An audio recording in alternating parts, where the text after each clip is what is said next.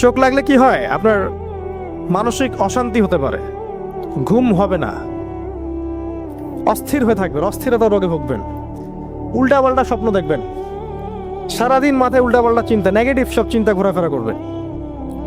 চোখ লাগলে, বদনজর লাগলে, জাদু করলে এরকম হয়। অস্থির, ডাক্তার রোগ ধরতে পারবে না কি হয়েছে, টেস্ট দিবে, 10টা টেস্ট করবেন, কোনো রোগ নাই, কিন্তু রোগ আছে আপনার ভিতরে। শত শত রোগী এগুলো পাওয়া যায়। এগুলো বিশ্বাস করবে না সায়েন্স। আর সায়েন্স কোনো কিছুকে বিশ্বাস না করলে যেটা সত্য হবে না, এটাও ঠিক না।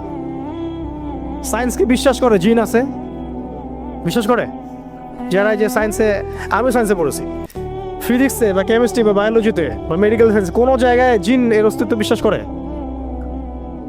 এলিয়েন বিশ্বাস করে, করে না? যে এলিয়েন আছে, অনেক অন্য কোনো গ্রহে থাকতে পারে, এলিয়েন দেখেছে ওরা কখনো? বিশ্বাস করে। তো এরকম অনেক কিছুই আছে যেগুলো ব্যাখ্যা আপনি মেডিকেল সায়েন্সে দিতে পারবেন না, কিন্তু এগুলোর অস্তিত্ব আছে। বদনজর, চোখ লাগা, জাদু করা, সেহের, এগুলোর দলিল কোরআন প্রমাণে আছে।